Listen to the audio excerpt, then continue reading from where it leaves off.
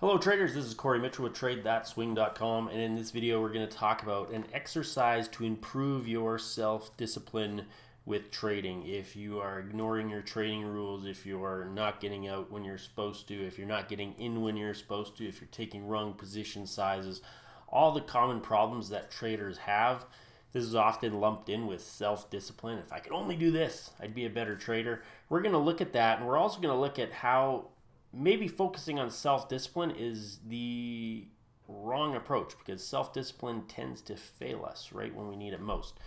So we're going to look at that in this video, and basically how you can improve and become that self-disciplined trader you want using a slightly different approach.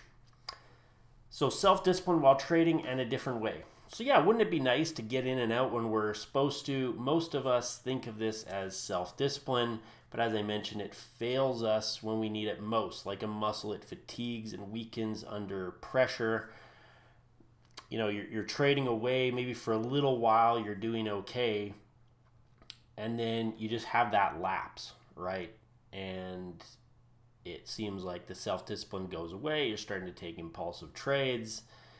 There is another way, and that is to be that person we want to be. Now, everyone says, well, of course. But think of it this way. Imagine you're a smoker. Now, you want to have a cigarette, so it takes some self-discipline not to. Right? You're thinking about it. You want to be, maybe you don't want to be a smoker, but you're still in that cycle of wanting that cigarette. So it takes self-discipline. But what about someone who doesn't smoke? They're not even thinking about smoking.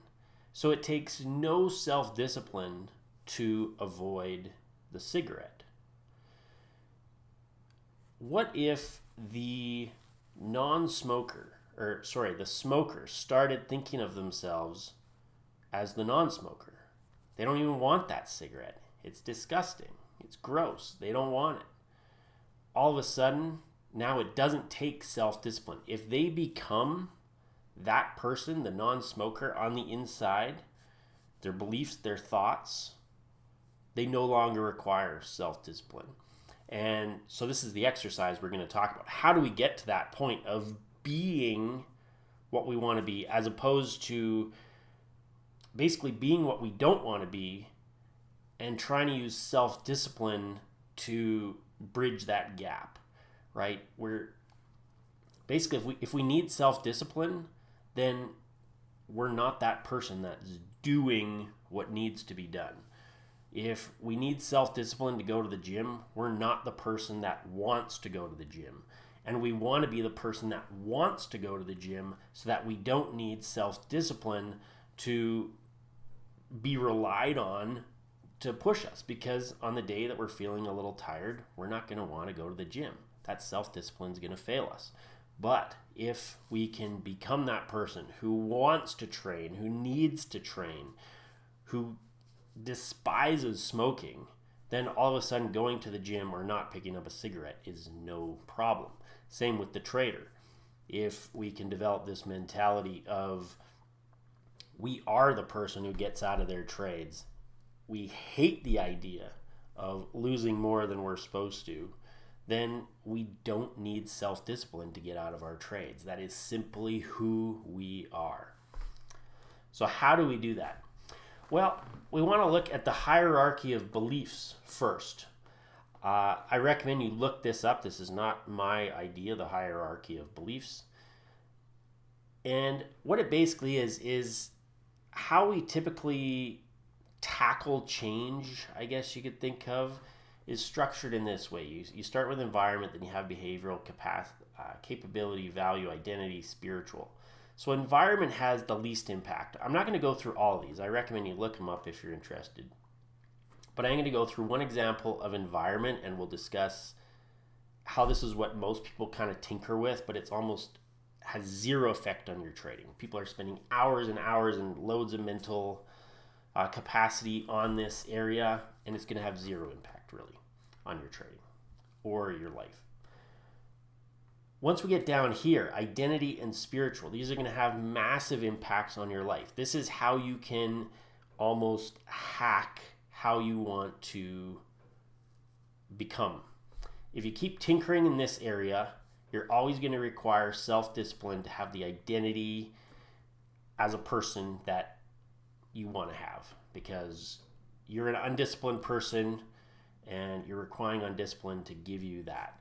Whereas someone who simply has the identity of they are what needs to be done, no self-discipline required. So instead of spending all this time and effort in these areas, which are not going to impact change and are going to rely on self-discipline, we can direct hack these high, most impact belief systems within ourselves. So environment. Environment is surface level beliefs, surface level changes. I need a better strategy to make money. I need more sleep. I got distracted today. I'm going to keep my office door closed.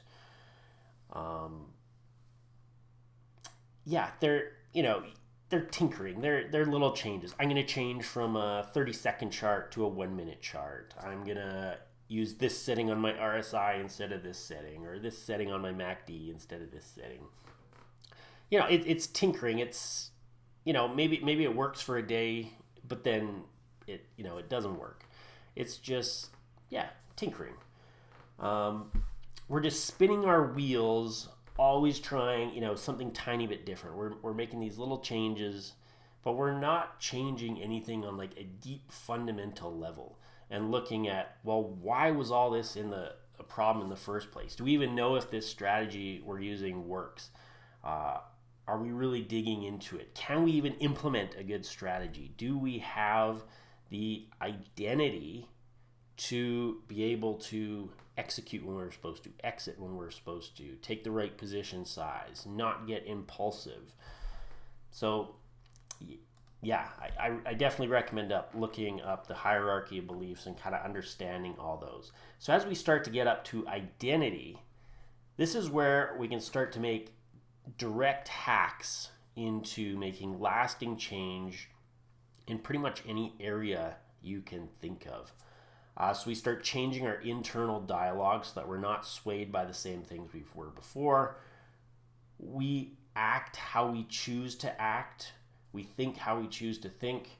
We're doing it with purpose and direction. We're not being swayed by, the wind every minute. So identity beliefs are more of, I'm not saying these are good or bad. These are simply identity beliefs. I'm the type of person that enjoys gambling. Or someone else might say, I am not a risk taker. And you kind of know these things. Like if someone says something like a little weird, you're like, oh, I'm not that kind of person. Or, oh yeah, I'm totally that kind of person. Right? Now you're talking about who you think you are, how your actions are dictated without you even really thinking about it, right? And this is what I'm talking about. This is like the direct hack, because if that's who we are, that's who we are. But we can change that if we want.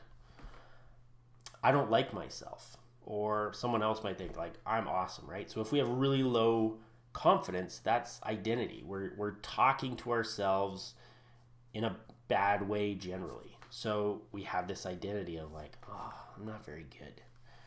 Whereas someone else who generally talks well to them, they're always looking at their successes as opposed to their failures. They're thinking, man, I'm great. Like they're just ready to take on the world. So identity beliefs are our own thoughts and beliefs about who we are. Now I did mention spiritual that on the hierarchy. They're the most impactful in a way, but they're sometimes a little bit hard to grasp. That's why I've decided to focus on identity. So spiritual are the broad-based beliefs that how we shape the world. So these types of beliefs could if they changed, they would really change your outlook. The world is unfriendly versus the world is friendly. which one of those you believe massively shapes how you view the world.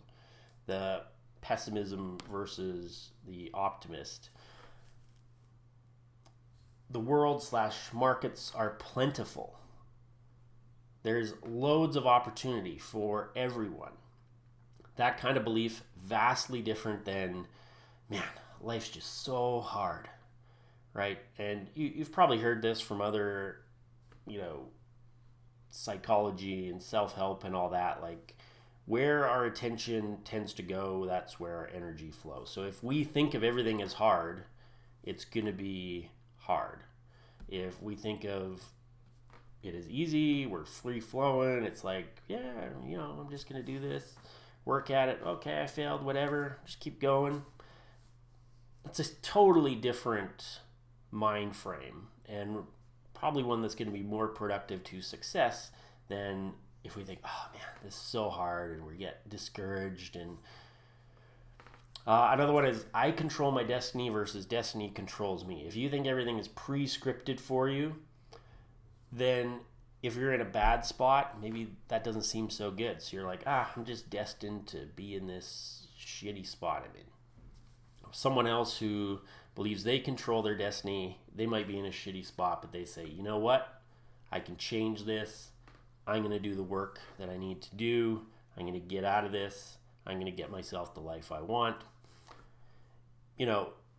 Big change in belief. So this is another area you can look at, but we are going to focus more on the identity, just because it's more about, really about the person and becoming who we want to be. And then spiritual can definitely be a part of that. So I call this practice identity bombardment. I don't know why that is backwards, that little quotation there, but identity bombardment or identity work. It's not the only way to create change. There's lots of great tactics out there. I am not a psychologist. I've just found this works really well for myself and for others I've used it with. We can use it to change who we are, how we think, so that self-discipline is not required. We already talked about that. So again, if we just become a person who absolutely hates holding on to trades past when we were supposed to get out, like the big losses, we could become a cheerleader for just getting out at your stop loss. We can become that person with this practice very quickly. And otherwise, if we don't do this kind of work, we are always going to require self-discipline, which can fail us. So this is the type of dialogue I would go through for myself. And what I would do is I would sit down, I'd close my eyes, and I'm not reading from a script. This is just an example, but I would go through. So let's say I have been holding on to losses recently, and this has been an issue, or you've been, whatever your issue is.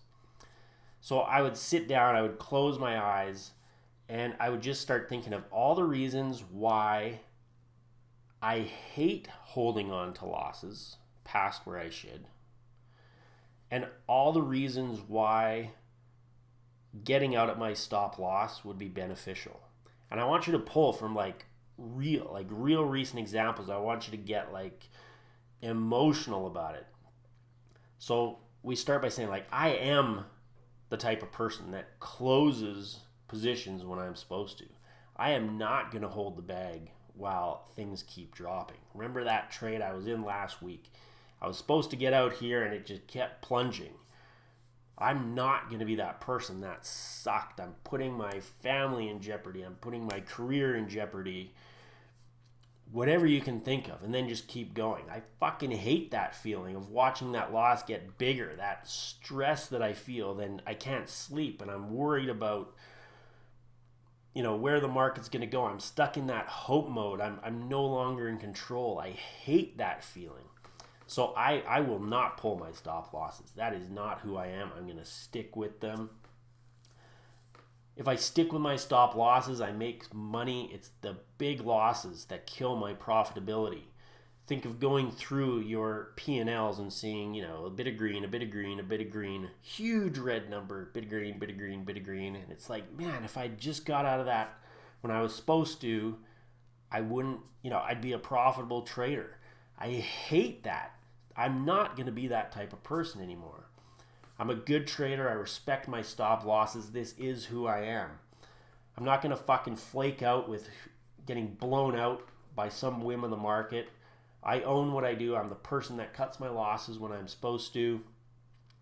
And, I'm reading this a little bit, but you'd be closing your eyes and you'd be coming up with your own reasons why you have to stick with your stop loss. It might get very personal, and I encourage you to get very personal with these. What does that loss do to you? Well, if you take a loss that you're bigger than supposed to and you feel like shit, and then you leave your office and now you're in a grumpy mood, your family suffers, you've lost more money than you're supposed to, so your trading business is suffering, you're putting financial stress on the family, which is undue. And then think of the other side. What if you got out when you were supposed to? Your risk is controlled. Your win rate's fine. Your risk reward's fine. That money's going to be made if you get out of that stop loss. Now all of a sudden you're in a better mood. You can let it go. This is who you are, getting out of the stop loss. It doesn't affect you. Who cares if you get stopped out? That's what you're supposed to do. That's the goal, to get out when you're supposed to. Erasing those big losing days means I get to do this for a living. That's me. I'm going to do that. Big losses are not going to stop me from being a trader and doing this. Every loss is acceptable when I take the trade. This is a big one. So you start to dig and you realize, like, okay, what's my real problem with a stop loss to begin with? Well, maybe you haven't accepted that you could lose on that trade to begin with. You were so sure of it. But if you go through this identity work and you go through, you're bouncing back and forth, reasons you got to stick to it, stuff is going to come up. You're going to realize, hey, when I take a big loss, I'm not accepting that loss. I really wanted to win on that trade, and it's like, whoa, I have to accept my losses. Even before I take a trade, it's like when I get in, it could go up, it could go down. I have no idea. That's why the stop loss is there. That's why I stick to them. That's why that's who I am. I'm risking a small percentage of the count. That's why I closed the trade. This is all dialogue you're going in your head. You're reinforcing why you want to stick to that stop loss. I'm only risking a small percentage of that count. That's why I closed the trade when I'm supposed to. So I keep that risk small. I'm not a trader that takes big hits. It just doesn't happen. I respect my stop losses. I set them. They only get moved according to the plan. And just keep going. If you can go for like 20 minutes, that's amazing. You can make a profound change in who you are in 20 minutes by simply making yourself almost disgusted with one behavior and just loving another behavior. So come up with your own words that resonate you. Don't just, use this as a template. We don't want to, this is not a mantra. I really actually hate mantras. And because they just kind of generally stick on the surface. We're not like getting into our identity and really getting emotional about it. I find the more kind of emotional I get about this, and the more like I feel like, no, like there's no way I can let a stop loss, the price go past a stop loss. And the more I feel like, oh man, it'd just be like so good to get out when I'm supposed to, like, that's who I am. Like, I don't want to have sleepless nights. Just get out when I'm supposed to. That's what I do. Easy. Those two things, like just that hate for the one behavior and a love for another, really. And why do we have both? Because one kind of, I think of it as like one pulls us toward the current behavior. But if you don't really have a hate, so you can love this new behavior, but if you don't really have a hate for the old behavior, then you're kind of go back and forth, right? Now you just maybe have two behaviors that you like and you kind of alternate between them. Whereas if you like really hate something and you push yourself away from it, and then you have something else that you're telling yourself, like I love this new behavior, getting out when I'm supposed to, then you're pushing yourself and pulling yourself toward that behavior. You want to do both. Don't only focus on, oh yes, I love getting out at my stop losses. That's not going to give you the distaste that you need and to bring up all that stuff which you already felt, but that maybe you've forgotten about why it sucks so bad to have a huge loss. And, on the surface in our mind it says, oh, like, well, I know it sucks. But it doesn't suck enough because you're still doing it. You have to make it suck so bad that is an absolutely repulsive behavior, which is not going to be a part of you. And you just keep reinforcing how repulsive it is so that you move away from it, and you reinforce how much you love it so that you move toward it. If you're stuck in this self-help idea that you should only ever focus on the positive, just try it, because how is that working out for you? Probably not so good. If you're watching a self-discipline video, something's gone off the rails. So try this approach, doing both. Allow the distaste for something to propel you away from it and the like of something to pull you toward it, as opposed to just focusing on the positive. Be okay with a hate for a certain behavior. Keep going for as long as you can. Like I said, 20 minutes would be awesome. Keep repeating things you've already said or anything new you can come up with.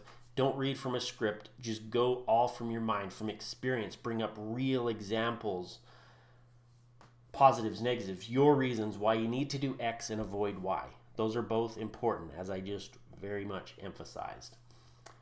Most importantly, you're focusing on being this type of new person who doesn't have this problem and who actually hates this problem. You'll notice interspersed in that dialogue, there's a few things I hate about the old behavior. There's things I like about the new behavior I want. And then there's a reinforcing, like, this is who I am. But I don't want it to be like I said, just a mantra, like, oh, I'm a calm person or something. It's getting to that, like, guttural, emotional, like, you've just given yourselves a whole bunch of reasons why you can't do the old behavior and you must do the new behavior. And then you're reinforcing, like, I am that person. Like, I hate hanging on to losses past when I'm supposed to. I do get out with one of my stop losses. That's just who I am. So we're kind of combining all these elements to, like, really say, like, this is who I am. Or you could think of it as you're saying, I am this person, and then bombarding yourself with all the reasons you are that person. Because you hate this, because you love this, because you hate this, because you love this. And you're building up that identity inside you that says, I am someone who gets out at my stop loss when I'm supposed to. I do not take big hits or bigger hits than I'm supposed to. Build the emotion. Stress that, like, yeah, the more you can do it, the more you can feel passionate about it, the better it seems to work. If you just kind of sit there and you're like, I don't really like taking a big hit. You think that's going to affect any change? Like, you're not convinced. You need to convince yourself. The more emotion you can build up, the better. If you can give yourself, build up all those frustrations and anguish of having had those losing trades, all the accounts you've blown, all the time you've wasted, you can create profound change if you tap into that frustration and you use it as fuel to push you away from a current behavior and toward a different behavior, and then really focus on the emotion of, like, how much better it would be over here. And yeah, use those too. After 20 minutes, you should be so disgusted with the past behavior that you could be like an advocate for avoiding it, or you could be a cheerleader for what you want to do. Oh, twice in there. For what you do, what you want to do. Yeah, both of those. What you want to do and what you do. Just, build it up. Be that person.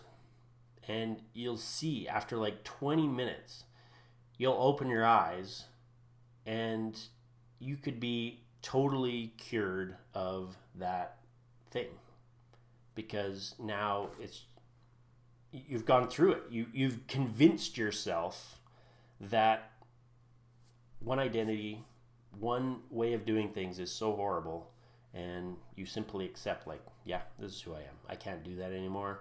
I'm going to do this.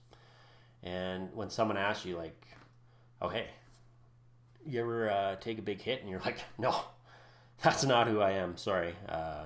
No, don't have that problem. And we keep doing this. So whatever the problem is, we go through it. And then the next problem, we go through it. Doing this over and over, incorporate a brief version. So you could have a profound change after one session. And there's been certain problems that I've had for a long time, and I sit down for 20 minutes and I close my eyes, and I don't care about the time. I'm not doing it for a certain amount of time. I'm doing it till I feel like this is who I am. We can do brief versions throughout the day. Sometimes when I'm driving, if I've had a little bit of issue, I'll have this dialogue in my mind. I'll bring up a trading problem. Maybe I've been a little late on my entries or a little scared to enter. I look at, hey, how has that hurt me? How would being, I don't want to say aggressive, but being in when I'm supposed to be in, how would that help me? I am that type of person that takes the trades when I'm supposed to. That's the identity we want to get to. So look at the identity you want to avoid and the identity you want to move toward, and make that your new identity. So if we start incorporating this in our pre-trade routine, so even before we're trading, it gives us pause when we're about to do something we aren't supposed to, because what we're about to do goes against who we are. So if I've been working on not holding big losses and getting out when I'm supposed to, I want to reinforce that in my trade routine. Do a little tiny identity work before you start trading. And then that way, once you start trading, that maybe you start questioning when the price gets toward your stop loss, and you have that little bit of tendency to, like, oh man, maybe I'll just give it a second. Maybe I'll see if it bounces. And it's like all of a sudden now you're going to have an internal conflict there where it says, like, no, that's not who I am. I'm not moving that stop loss. If it gets me out, it gets me out. Who cares? Eventually, the problem is no longer even a thought. You don't think about it. If it hits your stop loss, it hits your stop loss. You're not going to cancel your stop losses. You're not going to not put a stop loss out there. It's not even an issue for you. It's like you're the non-smoker now who doesn't even have to think about a cigarette. There's no self-discipline required because you simply are a person who adheres to your stops. Do the exercise until you are that person. Like I said, it may take one session and you are cured. Other ones may take a little bit more work, but you go from one problem. So maybe you deal with your holding on to losses, and then that seems to be better. Then tackle another issue. Do this identity work with that issue, then another issue, then another issue. And you can keep doing it until you're basically the trader you want to be. And no self-discipline is required because this is simply who you are. So thank you. I hope you enjoyed it. Very different view on how to handle self-discipline, but I really like this approach.